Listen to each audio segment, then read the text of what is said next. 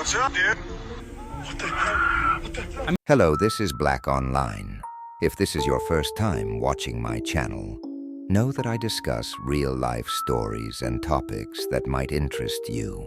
If you enjoy this type of content, don't forget to hit the subscribe button below the video and turn on notifications.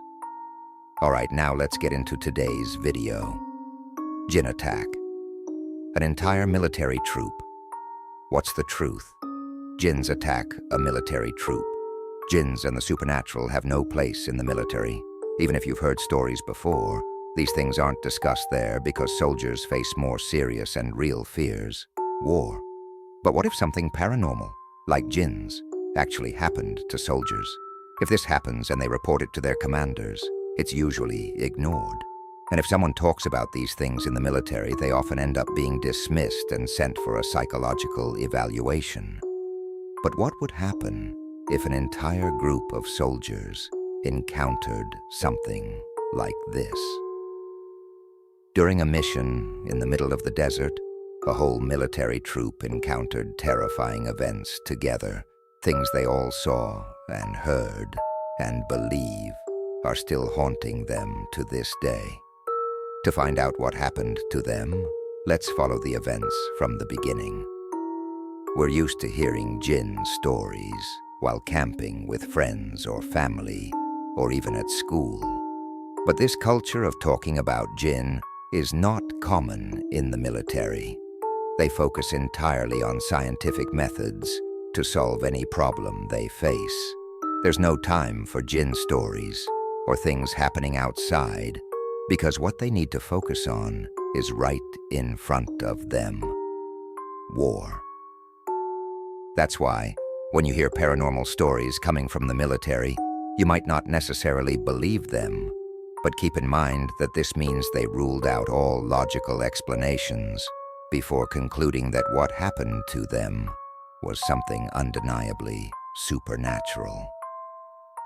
Our story begins with 8 American soldiers who went on a mission in June 2009. Their task was to take over an observation point, which was then manned by British soldiers. An observation point, or OP as they call it, is any location from which you can watch over an area from above.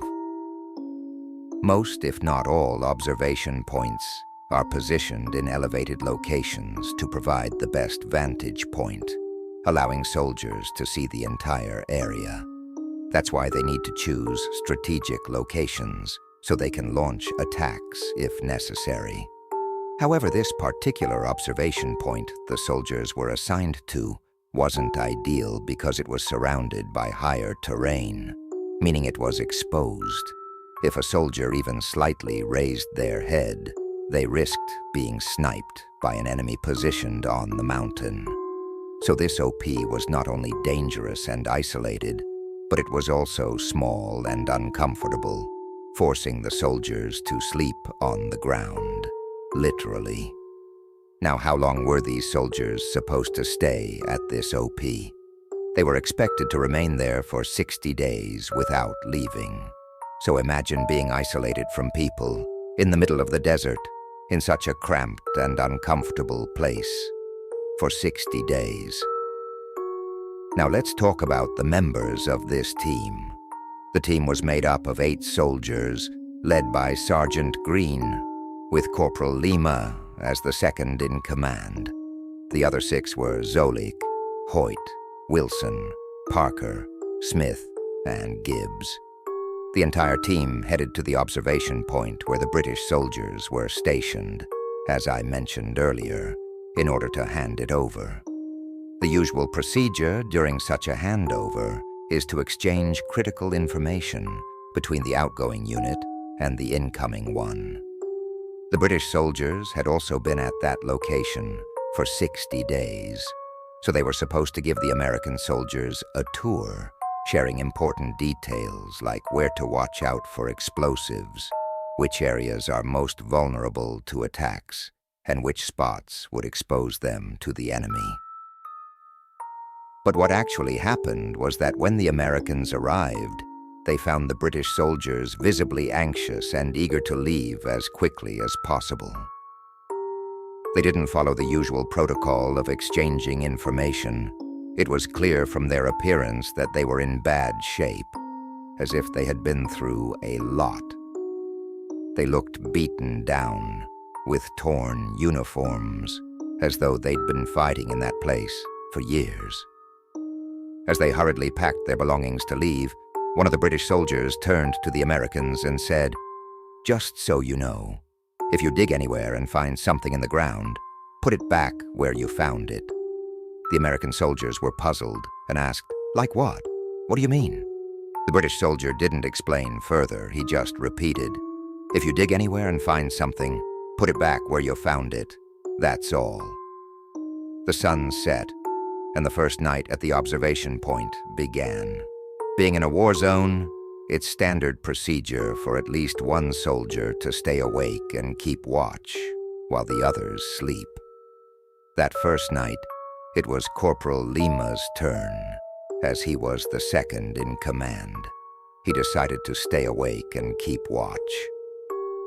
Imagine being in the middle of the desert, in an isolated and completely exposed area, surrounded by enemies on the mountains who want to kill you, and the 7 soldiers with you. Those 7 soldiers are asleep, while you're the only one awake, keeping watch. All you have is a radio to communicate with the main base, which is far away. If something dangerous happens, you can call for help. But in that moment, you don't know if someone is watching you, targeting you, or if you're actually safe. This was exactly how Lima felt. His biggest fear was that they might be ambushed or attacked, and such things did happen many times in small observation points, like the one they were in. All these thoughts were running through Lima's mind. However, what he didn't expect was that they would face an attack, not from humans, but from something otherworldly. While the soldier was guarding the area, the radio suddenly came to life, emitting crackling and static noises. American military radios, which hadn't changed much since the 1950s, were known for being robust and encrypted. They were designed to be reliable, but it wasn't unusual for them to malfunction. Knowing this, each team usually had a designated technician who specialized in fixing the equipment. Lima heard the noise but didn't think much of it and continued to keep watch. However, a few minutes later, the radio came on again, and this time he could hear people talking. The sound was louder, but the language he heard wasn't English. It was a language he couldn't understand. Startled, he immediately grabbed the radio, removed the battery, and checked it. Lima checked over the radio, reinserted the battery, and placed it next to him. But within minutes, the static returned, followed by the same voices. This time, as he focused on the sound, he realized it was a man's voice, and the language sounded like Russian. The radio was encrypted, so it wasn't supposed to pick up random signals. It should only receive transmissions from devices with the same encryption code, his teammates. This made the situation all the more puzzling and unsettling for Lima, as it defied logic. He decided to check with the main base, since his entire team was asleep, and the sounds definitely weren't coming from them. Lima immediately contacted the base and asked if anyone had sent signals to their observation point. The response came quickly. "No one has sent anything, and we haven't received any signals from you either." Lima wasn't exactly scared, but he was definitely suspicious that something was wrong with his radio. The strange noises continued throughout the night. Static, voices speaking in an unfamiliar language, and odd crackling sounds. By morning, when it was time for the next soldier to take over his shift, Lima warned him, saying, "Watch out, the radio seems to have a malfunction. At night, I suggest either turning it off or using someone else's radio." He didn't dwell too much on the issue. During the day, The soldiers didn't have much to do besides guarding the area, so they began assessing the safety of their surroundings. That's when they noticed a trench or pit at the site. It was deep enough to allow anyone inside to stand and remain hidden, making it a potential safe spot in case of an attack, as it could provide cover for them. The soldiers examined it and agreed that it was useful, but they noted that it needed to be deeper. As it was, if someone stood inside, about half of their body would still be visible. The soldiers began questioning why the British troops who had been there for 60 days hadn't dug the trench deeper. Deciding to take matters into their own hands, they planned to spend the entire day digging. As they started working, Lima hit something metal while digging. He pulled it out and discovered it was a metal stake, like the ones used to secure tents. He brushed off the dirt and noticed it had Russian writing engraved on it. Lima didn't think much of it at first, figuring that it was normal since the Russians had been in the area during the 1980s, so it made sense that some of their equipment might still be buried in the ground. Meanwhile, Wilson, the youngest soldier in the group, was digging and struck something else. When he pulled it out, he found various items, like pottery shards and old plates. As he continued carefully digging, he eventually uncovered a large human bone, likely a femur. Wilson was terrified and immediately decided to put everything back where he found it. The soldiers quickly stopped digging in that particular spot and continued digging elsewhere. But they didn't have to go too deep before finding more human bones. By the end of the day, they had uncovered dozens of skeletons. It was then that they remembered the British soldier's warning and the fearful look in his eyes when he said, "If you dig and find something, bury it back." Something must have happened to the British soldiers during their time there. After 2 weeks, the soldiers realized they were living in a very unsettling place. On the 13th day, it was Hoyt's turn to stand guard. He had just turned 20, and as he kept watch that night, he started to feel uneasy, like someone was behind him. He slowly turned to look towards the camp, and at that moment he heard a loud scream. The scream was incredibly loud and came from the opposite direction. Hoyt quickly turned back, grabbed his night vision binoculars, and scanned the area. Suddenly, he saw a man running from tree to tree. That's when he realized they were about to be attacked, and it could happen at any moment. Naturally, he assumed the attack would be from the enemy. Who else could it be? Without wasting any time, he rushed to wake up his team so they could prepare. As he ran to his team, who were already awake from the sound of the scream, they asked him what was going on. Hoyt told them, "I saw a man about 200 meters away, running between the trees."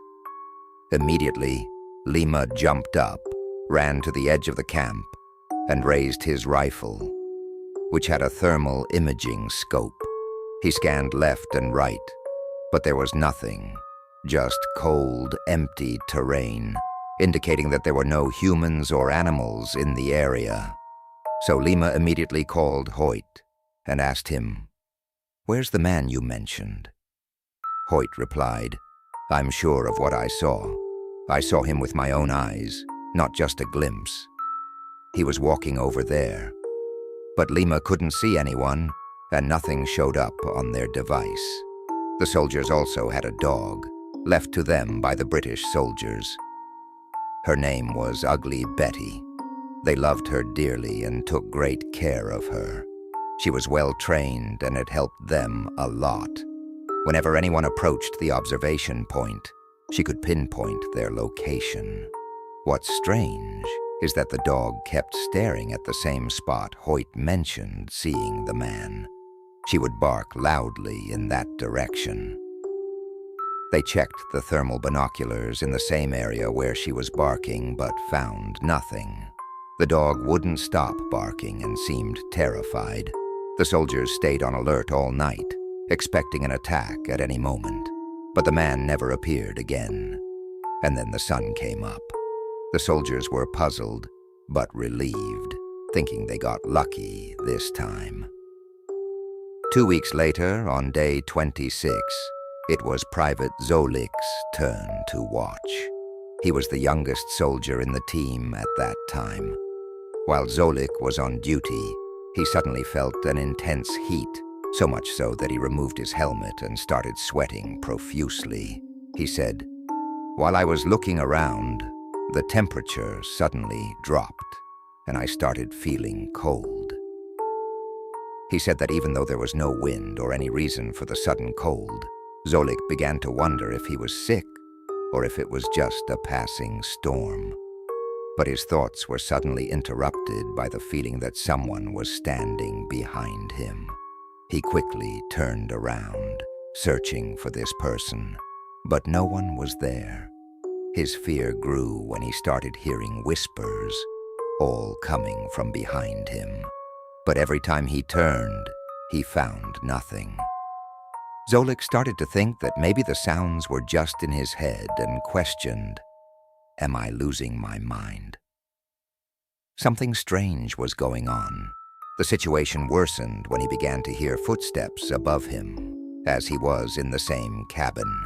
He heard the sound of steps overhead, so he called out to Smith. Smith was known as the funny guy in the group, always joking around and pulling pranks. That's why Zolik called out to him, thinking Smith was the one whispering and playing tricks on him. He quickly ran outside to find Smith, but when he got out, there was no one there. At that point, Zolik started to feel real fear. He took a quick look around the area, still hoping it was one of his teammates messing with him. But then he was surprised to find that all 7 of them were asleep. Zolik went back to his spot and picked up the thermal binoculars, which are supposed to detect any human or animal presence. He focused intently, starting to suspect that the sound was coming from outside. 2 weeks ago, a stranger had appeared, causing trouble, but they couldn't catch him. So Zolik thought maybe the man had returned. As he scanned the area, he saw a man in the distance, standing and staring at him, with his fist raised like a boxer. Zolik was puzzled by the stance, especially in the middle of the night. He lowered the binoculars to see more clearly, and the night was somewhat bright with a full moon. But he couldn't see the man anymore. Confused, he raised the binoculars again, so when Zolik raised the binoculars again, the man had vanished. In his testimony, Zolik admitted that at that moment, he was extremely tense and scared, and all his comrades shared the same feeling. They were all depressed and didn't want to be in that place. Zolik felt genuinely exhausted from the fighting and thought that the stress was making him lose his mind, hearing voices, seeing a man standing in a strange way, and then suddenly disappearing. Instead of telling his comrades about what he saw, he started convincing himself that he was simply losing his mind, that he was stressed and hallucinating and just needed to calm down. He kept repeating this to himself. Even though he didn't see the man again that night, he continued to hear the same whispers and the sounds above the roof. But every time he turned or checked, he found nothing. By sunrise, Zolik was fully convinced that he was losing his mind. He went to the sergeant and explained what had happened to him, saying, "I think I've lost my mind, or there's something wrong with my brain. I'm asking to be transferred to another location." His request was granted, and he was moved. However, imagine how his comrades felt. They were also struggling with the same experiences, and none of them wanted to stay in that place. When Zolik left, they felt betrayed. They believed he had abandoned them and weren't convinced by the reason he gave. They thought he just wanted an excuse to escape. using madness as a pretext to get out of that awful place where they all desperately wanted to leave. They didn't take his story seriously, dismissing it as a made-up excuse to leave. But then, 2 days later, something happened. 2 days after Zolik had been transferred, it was Lima's turn on guard duty. He was standing inside the cabin when suddenly the dog started barking hysterically, directing its barks at a specific spot. Lima turned to look in the same direction and saw something that resembled a man standing far away on the mountain, hundreds of meters away. He raised his binoculars to confirm if it was a person before engaging. But he saw nothing. No human, no thermal signature, neither human nor animal. But the dog kept barking hysterically, never taking its eyes off that spot. After a few seconds, Lima raised the binoculars again, and what he saw nearly gave him a heart attack. The same man who had been far away on the mountain was now standing right in front of him, impossibly close, as if he had somehow covered that huge distance in mere seconds. Shocked, Lima fell backwards, but he quickly regained his composure, got back on his feet and readied his rifle, preparing for whatever might come next. But the man had completely vanished, as if he was never there. All of this happened within seconds. Lima lifted the binoculars again, scanning the area around him, but he saw no one. Then out of nowhere, he felt a hard hit on his shoulder. He thought one of his comrades had woken up due to the noise he made when he fell. But when he turned around, there was no one there. He checked inside and outside the cabin, but still found nothing. All 6 of his comrades were sound asleep. At that moment, Lima felt a deep sense of regret. He had doubted Zolik and didn't believe his story, but now he was experiencing the exact same thing. Over the next 10 days, Hoyt, Wilson, and Smith would have similar eerie experiences, just like what happened to Zolik and Lima. After a while, they started sharing their stories, and that's when they all realized that Zolik was never lying or imagining things. It wasn't fair that they had attacked him for it, and now they were all on the brink of losing their minds from the strange occurrences happening to them. On day 59, the second to last day, all of the soldiers' radios malfunctioned at the same time. Lima went to Gibbs, who was responsible for repairs, and asked him what was going on. Gibbs was just as puzzled as the rest of them. He said, "I've been working on the radios for the past few days, and I didn't change anything. They were all working fine, despite the weird stuff happening. But now, they're all down." The soldiers found themselves in a tough spot. They had one satellite phone that might still work, but they weren't sure if it would be reliable enough to contact the main base if they really needed it. Now they were faced with the harsh reality. They were completely isolated. All they could do was hope to get through the last day peacefully. That night, it was Wilson's turn for guard duty. Suddenly, he heard the sound of machine gun fire coming from outside the base, followed by a deadly barrage of bullets.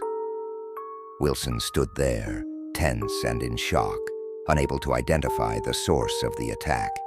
The sound seemed to be coming from all directions.